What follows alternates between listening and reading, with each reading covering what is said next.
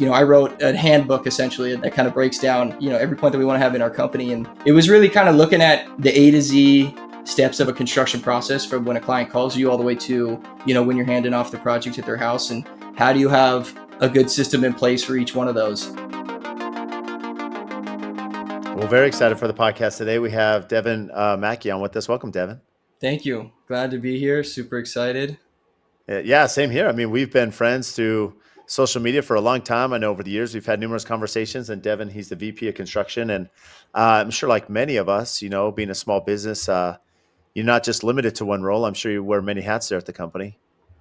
Yeah, I think a lot of people can relate to that. Even as your business is growing, and when you're a business owner, you take on a bunch of different roles, from sales to project management to sweeping job sites if you need to. So it's kind of whatever the day throws at you, and you try and, like we discussed, set those defined roles, but you got to be willing to go outside of that to make things happen. I love that. I mean, the reality is, I love that you brought up sweeping job sites. I don't think we're ever above the role of sweeping a job site or picking up some trash around the job site. I was just out yesterday on one of our projects, picking up some water bottles. In Phoenix, we tend to collect those. This time of year, it gets pretty hot. Yesterday it was 90 degrees. And so we go through fluids pretty quick. And so we got to stay on our trades. It's always a constant battle. I think that on that point, it kind of, if other employees of your company or subcontractors or trade partners are on the job site and they see Brad picking up a water bottle, then it sets that expectation for the job site or just your company in general. So I think it's a must. Sweeping if you got 10 minutes before a meeting, or throwing water bottles and making things organized, it goes a long way.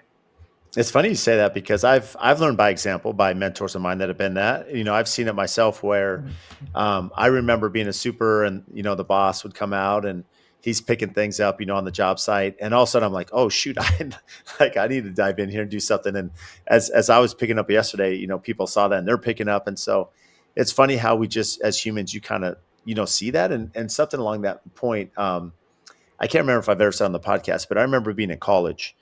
And, in college, anyone that's attended, it's very different than high school, right? Because you come in, the college professors, they don't know your name. You're in kind of big groups. And this class was decent size. I mean, 60 people, like a decent amount. I remember the first day I'm walking in the classroom, and the professor was at the entry. As every student's coming in, I walk in, he says, "Hey, Brad." And I'm like, "Wait, what?" I'm like, "There's no way. Like, I've never met you before." And he did this to every person that walked in. And what he did is he memorized everyone's name before they came into the class. And it was a huge lesson for me, because I've seen that on the job site, right? And at times I could do a better job at learning people's name, picking up trash, leading by example. I mean, there's so many little things that you can do that really change the company culture of your brand, to everyone that's involved.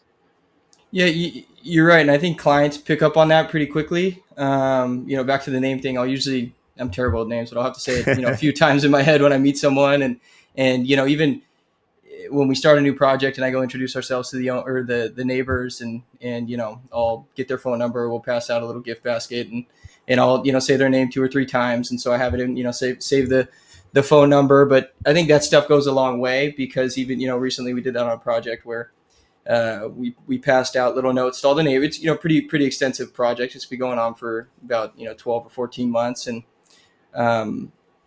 we had our card and information, and actually learned this from Steve at Mackey Construction. He had a beautiful little gift basket that he passed out to neighbors with earplugs and some goodies like that. It's pretty funny.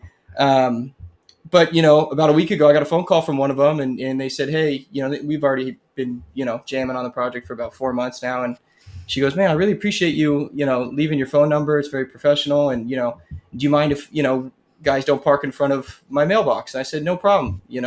So I called one of our project managers. I said, "Hey, this neighbor's very sensitive to that. She wants to make sure she gets her mail, which I totally respect, and make sure no one's parking in front of their mailbox." And so, it kind of is a trip, a ripple effect essentially, where you do one thing like that, and it can make a project go much smoother. So I love that example. I mean, you think about, you're not too far from Disneyland, right? You go to Disneyland, as they have signs up, "Ignore the pixie dust, we're at work." I mean, it's just this kind of, having a little fun with, the brand of Disney, but, you're through construction. And so there's something to be said about, being a good neighbor, right? And to your point, that you and Steve are doing with the earplugs, with gifts, with, hey, I've seen real success where the superintendent will go to a neighbor, hey, here's my contact info.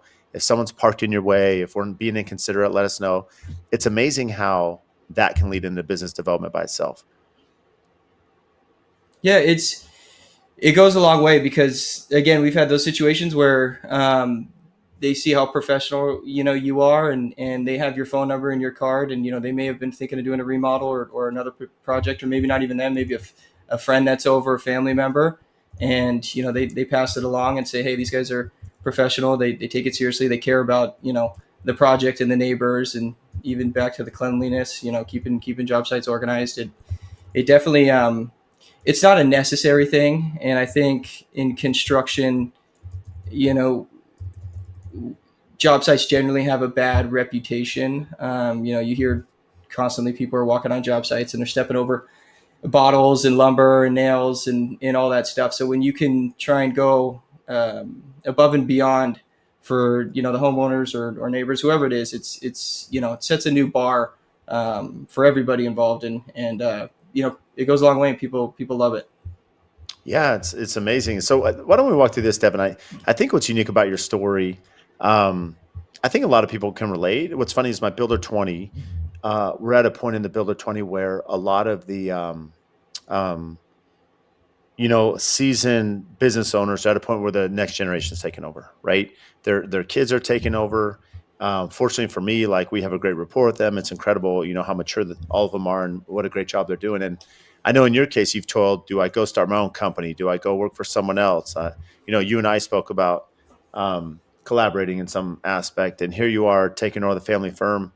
Walk through, you know, I don't want to say the mental struggle, but everything you thought about when you're like, do I go off on my own? Do I take over the family business? Because the reality, and we don't have to create some family divide here, but all of us know that our parents are a different generation, right? The technology's changed, how we communicate is different. Social media, most of them are not on social media, and so there's this, and in fairness to our parents, or maybe the first generation that start a company, this blood, sweat, and tears of building it, and how do I let go? And even in my Builder 20, a lot of them are like, how do I hand off to the kids? What's that clean separation? And so it's both ways.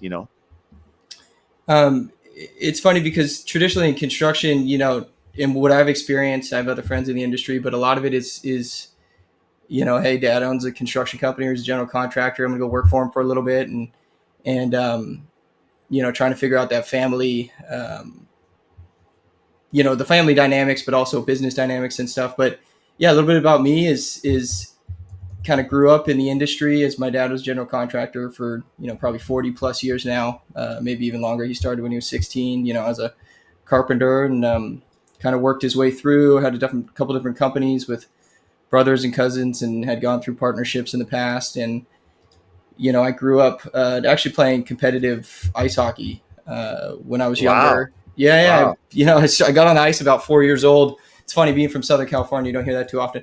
But got on ice about 4 years old, and was introduced by one of my cousins. Played, and really took a liking to it, and you know really put in a lot of effort. My dad was a huge part of that, and taking me to practice every day. I used to go before school in elementary school, and I was on the ice at 5 a.m. and do a quick lesson. I'd go to school or go home, shower, go to school, and then I was at practice after the fact. And by the time I was about 14, I got really really good and was talking to scouts in other even other countries, essentially in British Columbia and some other areas. And I actually ended up making a decision to walk away from the sport because I was so burnt out when I was about 15 years old. And it took I just kind of wanted to experience being a kid, and that's when I started to maybe get a little more involved with my dad and spending more time on job sites and things like that. I ended up going back to hockey. I got reached out by one of my old coaches, and joined a team. And I used to be really good, and by the time I got back into it 2 years later, I was definitely one of the third liners essentially on the team. And that really drove me crazy. So I wanted to I wanted to get back to being one of the top guys. So I worked my butt off and was spending a lot of hours on the ice, before school, after school, all that. But it kind of transferred into building that work ethic that you also need in business. And just about when he was 18, I really took it seriously in construction. My dad always told me growing up, he's like, hey, are you sure you want to be a contractor? This is a tough business, dealing with homeowners, and, you have your ups and downs. And obviously he went through, some of the recessions and things of that nature that really affected the construction business. But I loved the physical aspect of it. I loved the people, that I was able to meet, homeowners, different job sites, not being stuck in one place all the time. And, kind of worked my way up through the ranks from being in the field to, he threw me in pretty quickly on the project management side. I remember I'd be getting inspections for him and I'm like, I don't even know what I'm talking about, but I'm talking to this inspector, trying to get something signed off for him and I appreciate that. He threw me into the fire essentially. And I had to learn pretty quickly, and again, just really, really started to take it serious, and worked with him for about 7 years. And then, kind of got to a point where I wanted to expand and learn more. I'd be driving through the neighborhoods, Malibu, Beverly Hills, and seeing these, 10, 15, 20, 30,000 square foot homes going up and, big dollar figure projects. And, really wanted to understand how those were built. I had a good base point with my dad and his knowledge, but, I wanted to kind of piggyback off that. And I think that's, about when we connected. And I think we connected a little bit before that. And I appreciate you always being a friend and a mentor of mine. You didn't have to take a phone call or any of that stuff, but you took time out of your day to help me along. But back to that point, it was a decision I had to make, and I got to the point where I was like, I need to gain more experience and more understanding, and I actually went to go work for a firm, a builder out here who has a really large company and does quite a bit of business, and large custom homes, has a great reputation. And I worked for him for about 2 years as a project manager and superintendent, and anywhere from 16,000 square foot homes to 25,000 square foot homes, really, really high detail stuff, and learned a lot. Learned the true project management process, billing, accounting, even things like cost plus, how to structure that. And his name's Gordon Gibson. He was a great mentor of mine through that process. And, it was great. I always wanted to own my own business or be a business owner. That was, kind of just ingrained in me. I have a dad that was a business owner his whole life. My mom was a hairstylist and had a couple different businesses. She had a financial literacy business for children, and it was so that's kind of just what I figured you did. You grew up and you started a business and you try to make it in the world. Mm-hmm. And so, following along with that, I got to a point where at the company I was working for, it just, I'd hit a plateau pretty quickly. And during that time, I got my license because my dad always told me, your license in construction is your college degree. If you're not going to college, mm-hmm. That's your college degree. You need to get a general contractor's license. Whether you work for somebody, it's just that feather in your cap.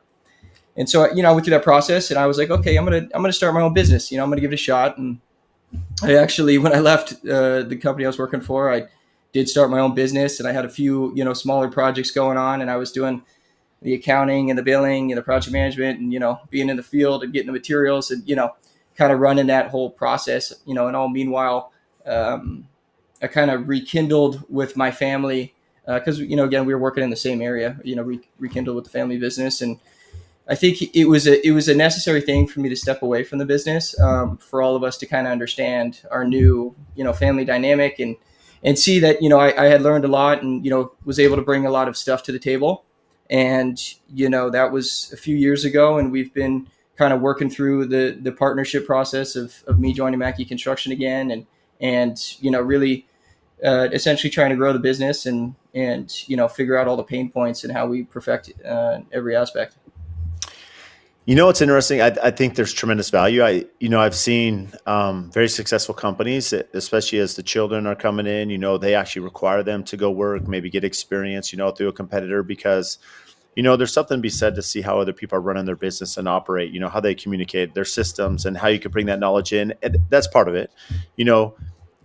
Second part, which I'm sure, I don't, nepotism's a pretty strong word, but there is something about, okay, we've had some seasoned people in the company, and, how do we correlate, the family as well as employees and that integration, right? It's a complex situation. However, we'll table that for a minute. My question for you, Devin, is when you go work for a competitor that's nearby, I think it is Gordon Gibson you mentioned, was a reservation that, hey, I'm training Devin that possibly maybe a competitor go back to the family business.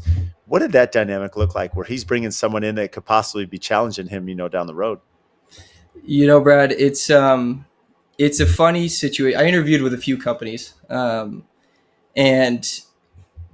Gordon's a special man, and he's 81 years old. He's been a general contractor for 50 plus years, building some really, really extensive, hard projects. And, I didn't go into it thinking I was going to leave at a point. I really thought, hey, this might be a long time future for me. And, I think he understood that I, was trying to learn and develop and help the company and, really, really, try and bring a lot to the table for his business and make sure his business and those projects were ran smoothly. I care a lot regardless of what I do, whether I work for somebody, whether I work for myself, whatever it is, I'm going to give it 110% and, try and be the best I can be. And I think he understood that, the, it's a funny business, construction, right? Because you have, sometimes in the general construction, you have general contractors and they have seasoned guys that work for them. Sometimes they're, could be 1099 or they have their own license and, they're running specific projects. It's a very kind of spread out tree, with the general construction company being at the top. And, not to say that that's how that company was ran, but it was more so, you work off project flow, right? When you have the business there and the projects to be ran, that's when, you're able to have project managers and superintendents. And I had a lot of discussions with Gordon and business discussions where I, had some input in the company and he listened to me. It really got to a point on a certain project that I was on that I just wasn't happy. And it was hard for me to stay in that situation. It was a very complex build and a lot of moving parts, a lot of issues. We had taken a project over from 4 previous general contractors. We were, I think we were number 4 and it had been going on for about 6 years. And So this is a project that had been through 3 builders already? Yeah. And so Gordon took it on for his reputation, because of his systems. Which, real quick, before you get into that, Yeah, was a reservation, because anytime, there's red flags all over that. Anyone listening, right? I mean, there's a lot of taking over one project that's with one contractor is hard enough. When it's been through multiple, that is a really high risk, situation. Yeah, but again, that speaks to his experience, Gordon's experience and being a guy in the area that had built, a lot of these projects. So if anyone could do it, he could do it. I think the owners knew that, and so that's, part of the sediment to why he was, awarded the project. And again, I'm not on here to, say anything bad about his company or anything. He's an amazing person, an amazing process. It's just that project was not right for me at the point that I had gotten to where I felt like I had hit a plateau and, we were waiting on a lot of information. You're talking about a dollar figure build cost that was, 25 million plus. And so it's, there's a lot of moving parts on a project that size. And it had gone through a few project managers before me and it kind of had eaten a lot of people up and chewed them and spit them out. And, I lasted pretty long there and tried my best and the owner took a liking to me, but it just wasn't the right fit for what I was looking for. And again, I wasn't planning on starting my own business, but it felt like where that project had come to, it was maybe the right time. And I had discussions with him before and he was totally fine with it. I kept an open book and I'm very honest and so was he. And that's how, I think a lot of people should structure their companies and kind of have those discussions with employees. And, it's, you got to be willing to communicate. And, I'm sure, as running a business and having as many employees as, you got to constantly be, seeing where everyone's headspace is at and, what they're liking, what they're not liking, and trying to understand their personalities and what's going to be the best fit for them and what type of project's going to be the best fit from them. And it just wasn't, necessarily the right fit for my personality and what I thought I brought to the table. So I ended up, kind of doing a slow transition out and, it was like, hey, I'm going to start my own business at that point. I had my license already and kind of threw myself into it. I had reservations from my wife. She was like, what are you doing? You're crazy. You're walking away from a job and a steady income but it was just kind of, I just took a chance. And again, I did have, some sort of safety net with my family's business, and my dad had some projects. And so I was helping him with those. And that kind of started uh, the discussion of, hey, let's join forces and really see where this can go with a whole new understanding, essentially. But I hope I answered your question. Yeah, absolutely. I mean, it sounds like, a good fit, right timing. And, because of the reputation that Gordon had, not a huge concern, essentially training his competition to an extent. As you now come back into the family business and now it's, experience, I don't want to say different head on your shoulders, but maybe in a position where you're ready to, take it to the next level. What does that integration look like? As you mentioned, working through the partnership and the roles, you know, ups and downs, how difficult has that been to kind of find your way with the company and, be integrated in?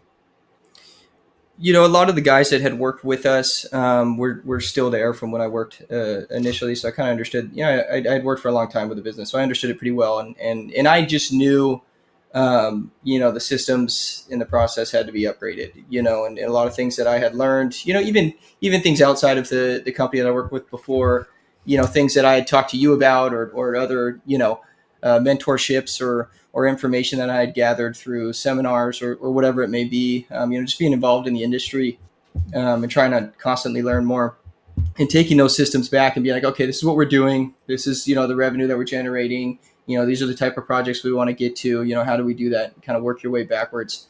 Um, with a whole new understanding from my family, kind of a new position and role for me. When I joined back, it was still, a small business. And I had to do project management and even stuff in the field. And over the past 2 years, we've had some pretty exponential growth by really just implementing the correct system to be able to handle that type of growth that you want to get to, and being able to kind of plug people into the system and making sure that everyone's aware of the company goals and where you want to go to, and keeping it very clear and having high expectations. And that kind of transfers from the guys that work in the field from us all the way through project management to the office to my dad and I. My mom's involved in the business. She's amazing. She does billing and accounting, and she works freaking hard, man. That she's one of the hardest workers I've seen in my life. And so we have a good group of people.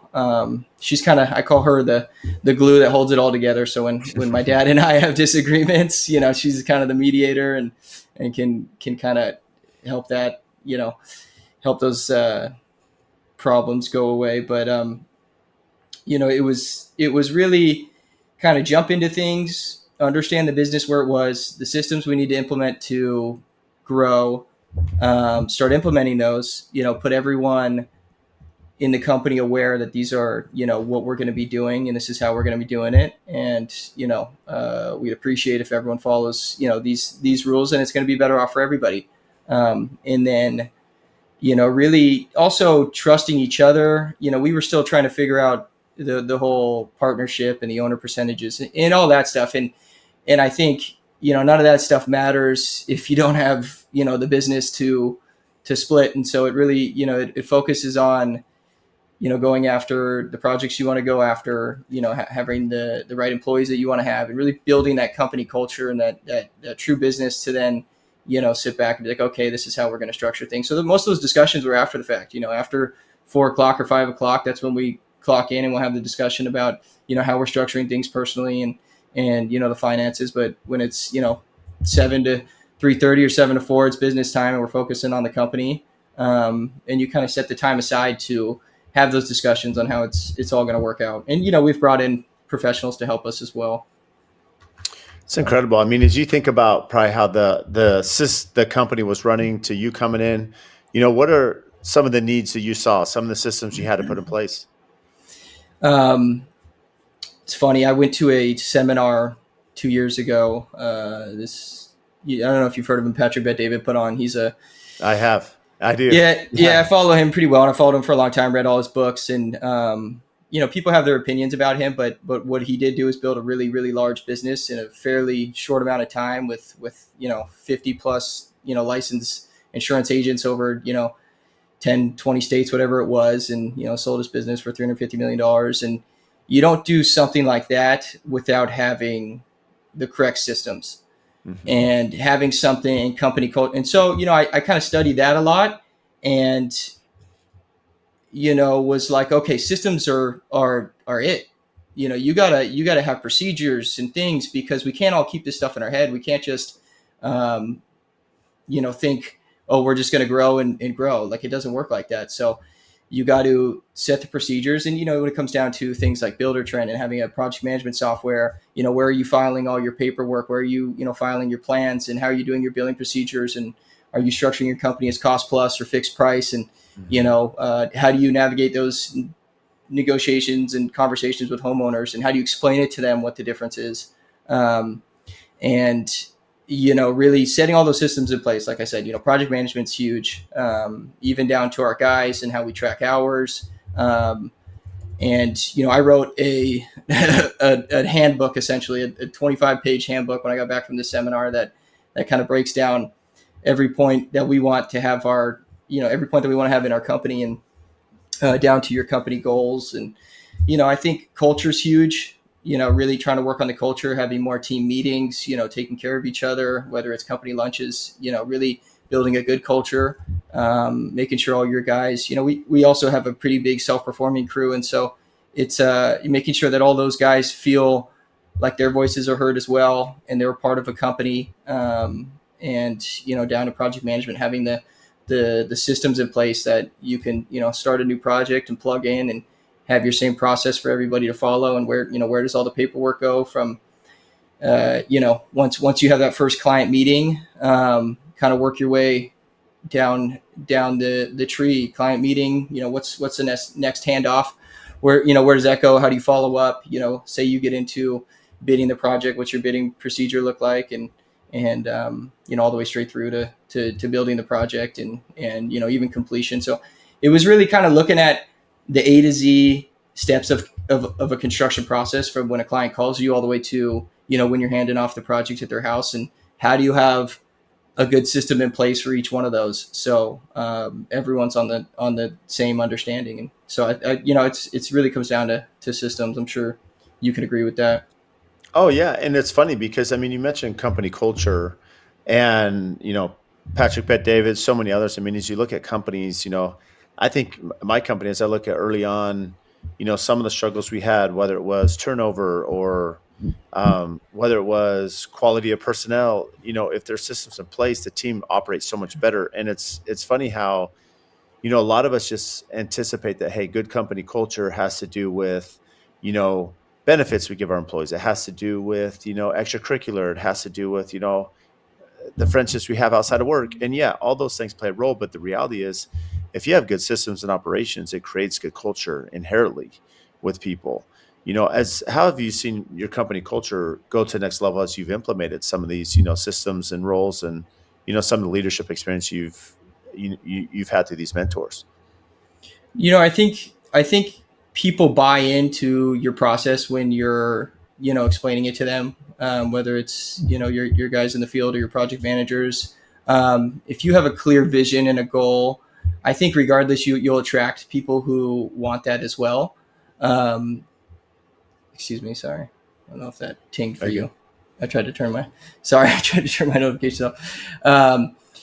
But it you kind of attract that stuff. And people will look at your business and they'll go, okay, he's doing the things that I want, and the things that I personally need. And Patrick Ray David has a great quote. It's people don't leave companies, they leave leaders, right? So when Mm-hmm. you have employee Right. turnover, most of the time it's you need to step back and you go, okay, well, what was I doing in that situation? Why did that project go south? Or why did this employee leave?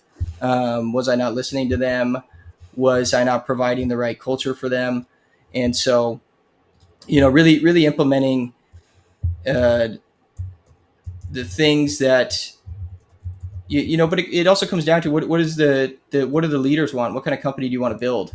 and then you kind of, like I said, you hopefully attract those people that want to work for a company that you are building essentially.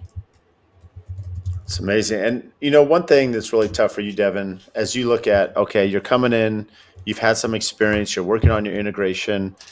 How do you honor the legacy of, the company and the experience and the credibility that's been built with Mackey Construction and still make it your own? It's an adjustment, and when I came in, I looked at things like our company, even down to our company logo, right, like in the colors on it and stuff like that. And I was like, hey, Dad, we got to modernize it. We got to change the colors, make it a little more sleek, make it modern. The projects that we're going after, that's you want to fit that portfolio. And there was some back and forth on that, and he was a little hesitant, but he finally let me. I ended up just hiring someone to make a few mock-ups for me, and I showed it to him. He's like, "Oh no, that actually looks amazing. Yeah, I love that." And so we started implementing that, and then having even things down to like the company attire and making sure that guys are in the right uniforms and it's presentable and professional, and uh, even feedback from our guys. Hey, how do you like things like this clothing, or what would you like more? Do what kind of t-shirts you want? You want hats? You want all this? And down to the company trucks. If you have company trucks, how your logo looks on the trucks, and really try and um, build it around the brand. And brand's huge. Mhm. Some of the largest companies in the world focus on brand, and you want someone to see your logo or your brand and be like, okay, I know what that represents, fairly quickly. Yeah, brand recognition is super important. So with that, I mean, have you done major alterations? Has that, what does it look like now, the logo as opposed to before? We had been through a few changes. It was Mackey. When my dad started the company, it was Mackey Construction and Restoration. He did a lot of insurance restoration work about 15 years ago, and so it was orange and blue and a couple different colors. And I think we came to an agreement that didn't really represent what we wanted anymore, and so we enhanced it and kept it one color, and tried to stay with that. And then we ended up dropping the restoration. We had to talk to our, obviously lawyers, and figure out how we structure the business, name change. And so now it's Mackey Construction. We feel like that fits us, well. I think our brand represents, it's been around for a long time, and there's a lot of respect that I have for the company that my dad built, and so it has a lot of that in it, but it also has some of the new school styling. So it's a good kind of um, happy medium for all of us, and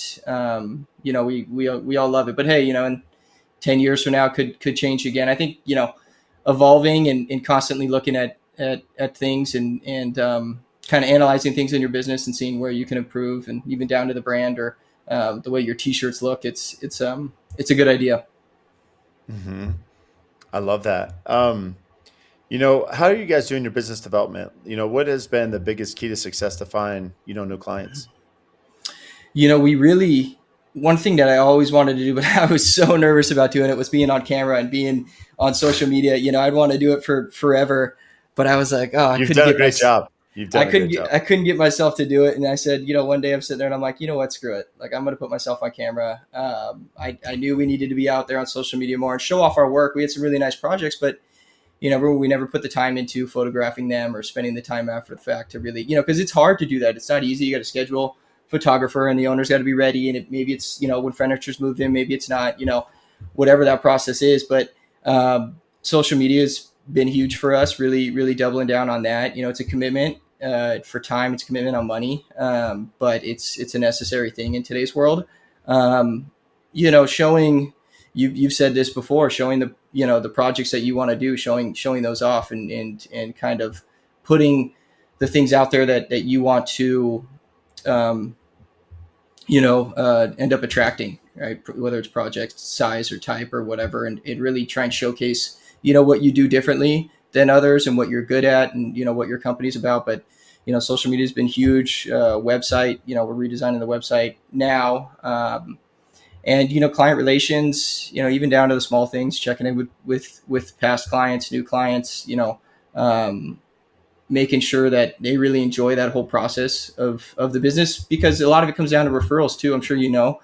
There's nothing better than a referral from a project you completed, and they're happy and they love it, and they referred you to a friend. And that's our business is probably 95% referrals, and I want to keep it that way. And that's a true testament to kind of our process, and people enjoy it. So, but again, yeah, social media has been a big one, and really just being involved, and I think people want to be a part of companies that are evolving, whether they're clients or others that want to work in the industry. You kind of attract that.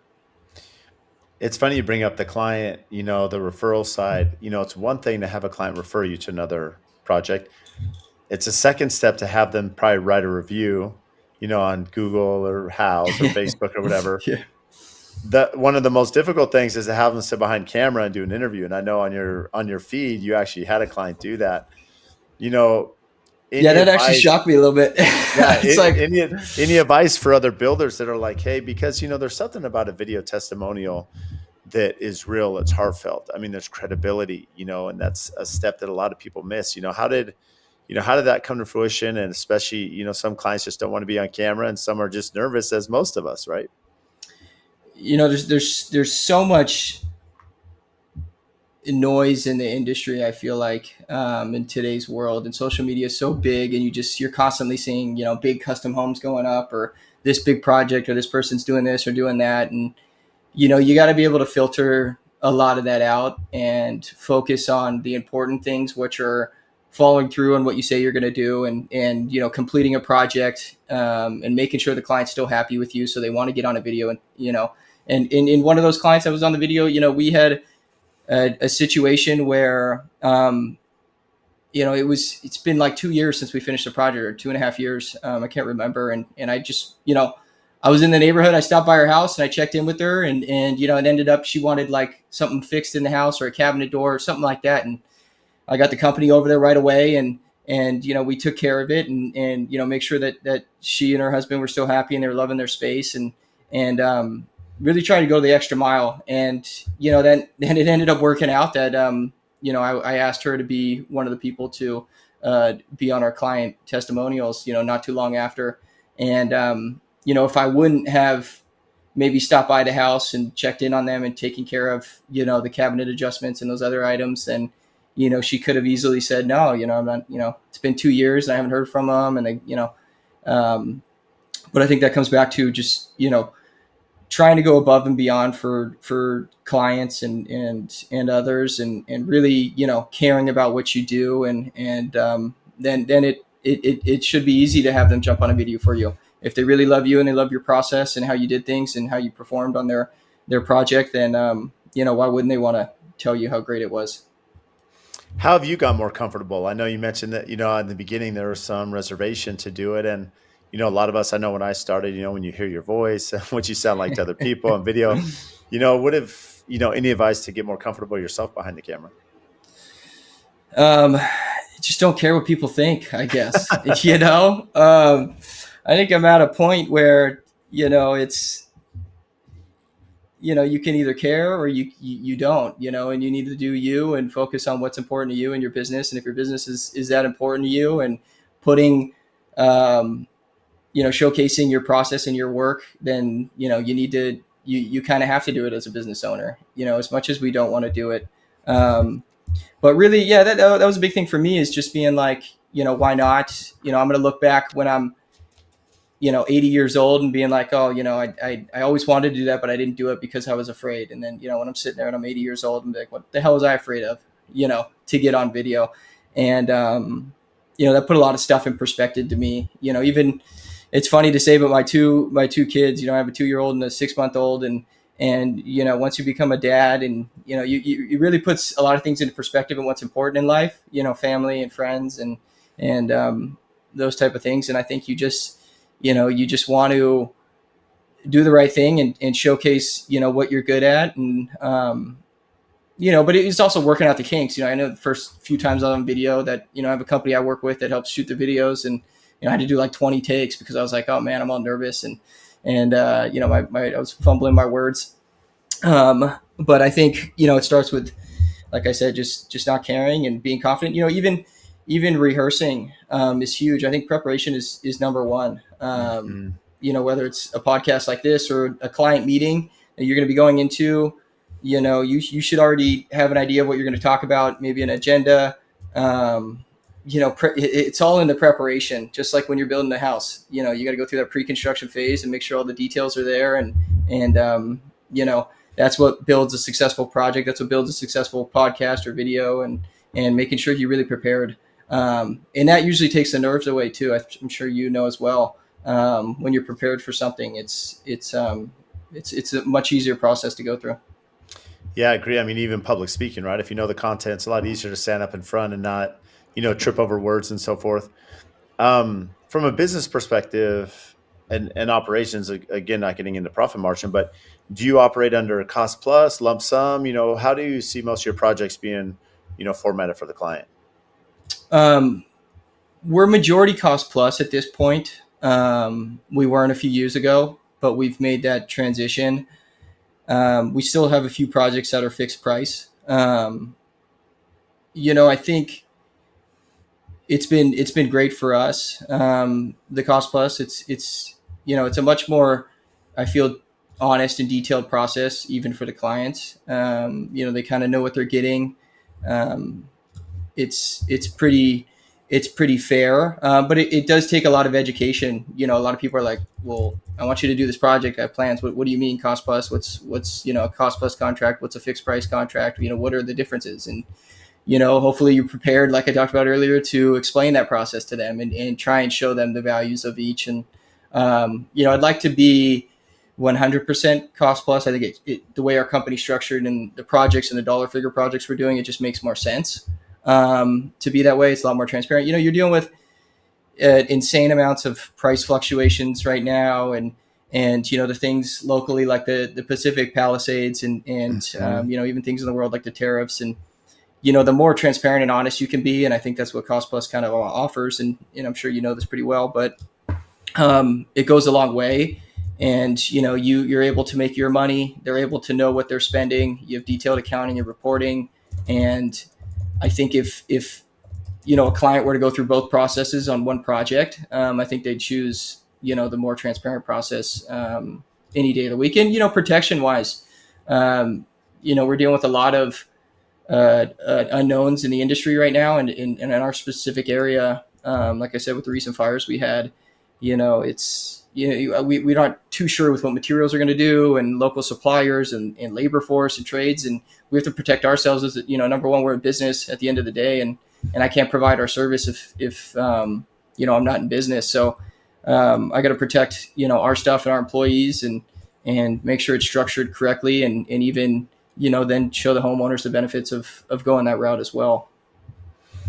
It's amazing. I mean, we're predominantly cost plus, and I know, if I'm not mistaken, you do both commercial and residential, correct? Yes.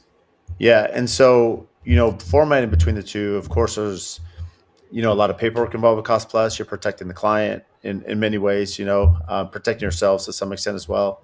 How are you correlating between the two departments? Because there definitely is, a different, in most cases, different subcontractors, trade partners, probably superintendents to some extent, to different operation, different expectations. How do you manage, operating effectively between the two? Between fixed and cost plus, Yeah.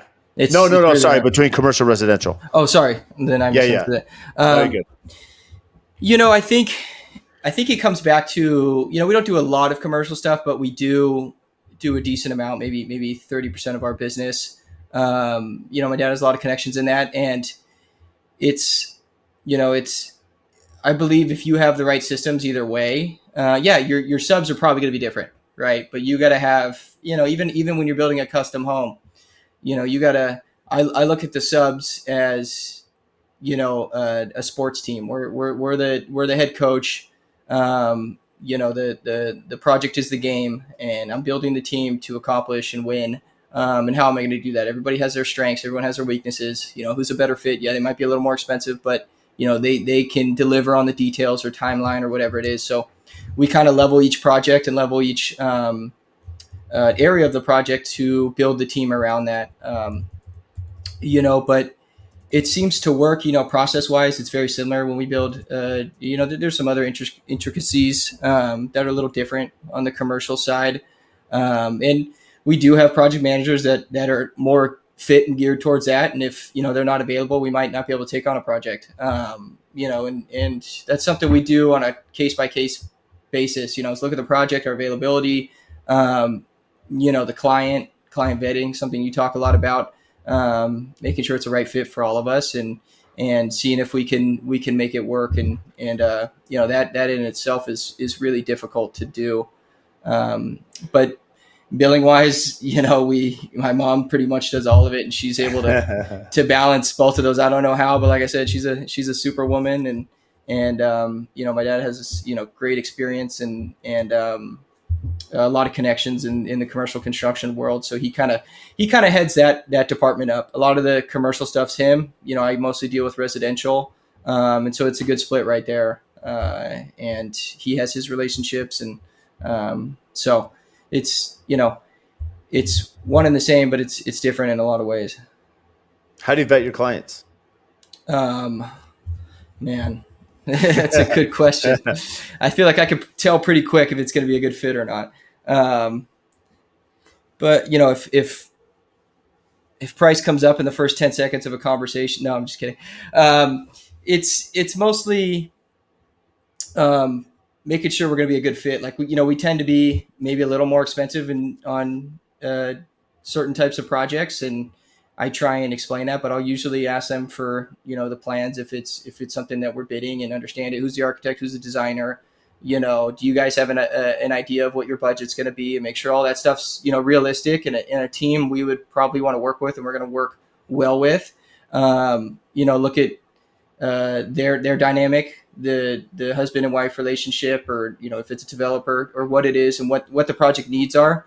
What do you guys want out of this? What are you looking for? What have you experienced with a contractor in the past, and you're trying to go away from? You've recently done a project, you don't want to work with that same guy. Is there a reason why you don't want to work with him, and you reached out to us? So try and get as much information as you can, and then understanding our company and what we're good at, and if it's the right fit. We're heavy in project management and scheduling, and all the softwares and things that we do. And some people are like, I don't really care if I get a daily log. I just want to make sure you're a little cheaper than the next guy. Well, probably not going to be the right fit for the project, because that's really important to us. Or really understanding what the client's needs are. Yeah, it's, understand the client needs, how they operate, they communicate. You mentioned, how the spouses communicate. That's always been, a big one for us, because for someone they're comfortable with, if they treat them a certain way, how is that tone going to be with someone that, is new to the relationship in a way? What does the exit strategy look like? You mentioned you come in, there's been integration now. Have you got to that point? What does that look like with you and your family, moving forward? It's been an ongoing discussion. There's so many levels to it. I wish I had a straight answer. But it's, just having open discussions. Like we try and have them, every week or every couple of weeks. We brought in a professional company to kind of analyze things and go through it and treat it like a true business transfer or that process. We don't have, my parents still plan on working for the next 5-6 years. They love what they do, and so we kind of have a little farther time horizon, and that's given us the freedom to work out the details. And year by year it kind of changes, and we look at things and look how profitable the business is and how we're structuring things. But they plan on stepping out over the next 5 years or a little bit before that. And we just got to make sure that we have the right people in place to account for that. And the onboarding and training of people who are going to take over certain positions. But there's a lot to go into it, and I spent quite a few weeks and months trying to understand that process, and read a few books on like legacy transfers and wealth transfers and all that stuff, and how people have done it in the past. And it's not an easy topic or subject to talk about, especially in a family dynamic. But it all comes down to trust, and making sure that we all have each other's each other's backs, and we want what's best for all of us, whether it's our, our personal families or the business and everyone's needs. So, I wish I had more of a detailed answer, but it's an ongoing discussion, and I think we're trying to work on it as much as we can. No, I understand that. What keeps you up at night? Besides my 2-year-old, let's see, running a business. I care a lot about what I do. I love it. It's pretty much all I do is spend time with my family or spend time working. And, I think that inherently will keep you up. I'm sure you get those nights where, oh crap, did I make that phone call? Did I do this? Or, you had a discussion with a client and you wake up at 2 a.m. because you're, overthinking something. But, I think about our industry a lot and where it's going, the future of it. I have a long time that I want to be a part of this industry. And, some of the guys that work with us are pretty young too. And, it's been a huge discussion that I've been having with them and my parents and trying to understand what the next 10, 15 years is going to look like. And I think, we're in for some big changes. Something that's really close to our heart is the self-performing aspect of our business and training guys. A lot of our guys, we have guys that are 60, in their 60s and retiring soon. And we have, some younger guys, and how do we train them to, work like our older seasoned guys do. And it's a big discussion we've been having, trying to navigate, even looking at the new trends in construction and prefab systems, whether it's, things like, walls or even implementing new building strategies and building efficiency stuff. So you could kind of look at where you think the industry is going and make sure you're a part of that. And also, we are in a labor shortage. So how do you onboard and train people so your company is, one of the guys that has the labor force to be able to achieve stuff in 10 years from now. And that, it's a hard part of the business, self-performing, but it's a necessary thing. And if you're not willing to train guys, you essentially don't get that benefit of having that ability. Yeah, I mean, the reality is, to your point, you touched on this early on, the company culture system side. If you can't onboard them, how do you keep them? How do you take your company to the next level? How do you get qualified for some of these more, in a way, I don't want to say prestigious, but projects are probably more aligned with the company goals, your ideal client, ideal project that's going to be beneficial for you in the long run.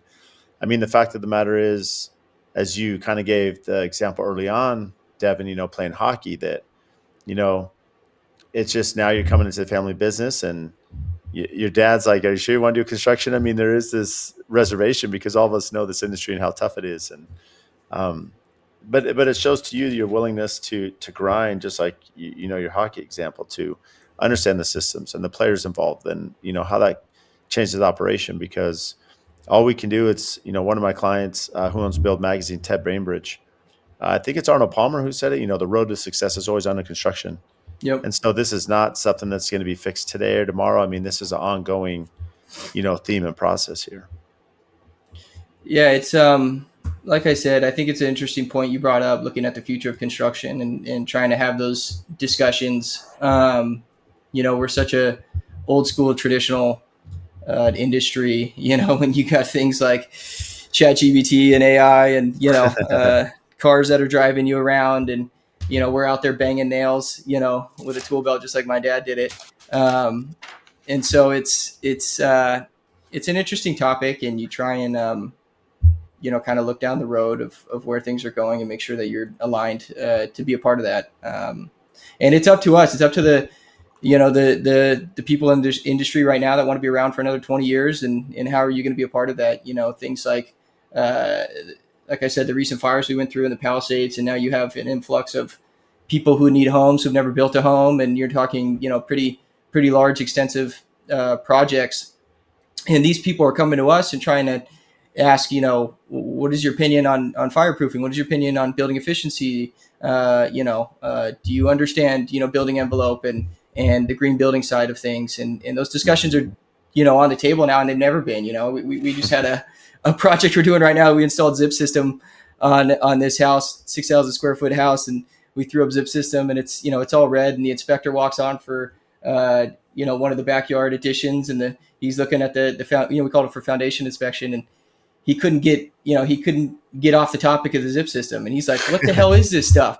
And I'm sitting there with my project manager, and I'm like, "He's never seen this. What are you talking about? You're an inspector." He's like, "What is it?" And we're like, "It's a WRB, and it's structural plywood, and it has all these benefits and air sealing and all this stuff." And he was like, he couldn't get off the topic, and it was so funny to me. That's and wild. It's like, wild. This is what we're dealing with. And so I think it's up to us, to really push the envelope and spread the word on how to build better and build, better long lasting homes. So clients, feel empowered to either work with us or maybe gain some information that we're trying to spread. If it's got to be, it's up to me. It's that old saying. What do you do for fun? Oh man, like I said, I love what I do. So a lot of my day is working and, spending time with the family, watching my two boys grow, trying to teach them how to do things and ride bikes. And, it's usually just family and work and, really just try and be a good person, whether it's, in work or outside of work. And, but I used to do a lot of mountain biking, outdoor stuff. I'm pretty, I exercise quite a bit, try and hit the gym every day, kind of keep stress levels low and keeps my mind calm, I guess you could say. I know you've been working out quite a bit. I like all the Instagram reels you've been doing. Trying to keep up with you young guys, man. Yeah, but I think exercise is huge. Understanding health and just helps you be a better person, better dad, better leader at work. So exercise and family. Well, man, you've been amazing, Devin. I can't thank you enough for the friendship coming on and, sharing your expertise and advice. So where can our listeners find you? You can find us on Instagram at Mackey Construction, our website, mackeycr.com. My email is devin@mackeycr.com. And we're just going to keep, putting content out there and hopefully educating and, showing off our stuff and, trying to align with guys like you who are doing the right thing and pushing the envelope. We've been amazing. Thanks, Devin. Thanks, Brad. I appreciate it, man. If you get value from the show, please support us by giving a 5-star rating and review on whatever platform you listen to. And I also have a favor to ask. We've had some incredible guests that come on and share their wisdom, their knowledge about their business. So if you have friends or family members that could benefit from those episodes, please share it with them, as well as any other business owners that you're networking with that could get value from the podcast or certain episodes. Please share those as well. Again, subscribe, make sure you're following. Any questions that you have, topics. We've had listeners reach out about certain guests that we should have on the show. Again, brad.l@aftconstruction.com. Email me for topics to address, guests that we should have on, and even if you think you'd be a great guest for the show. So again, thank you for all your support, and we'll see you next time.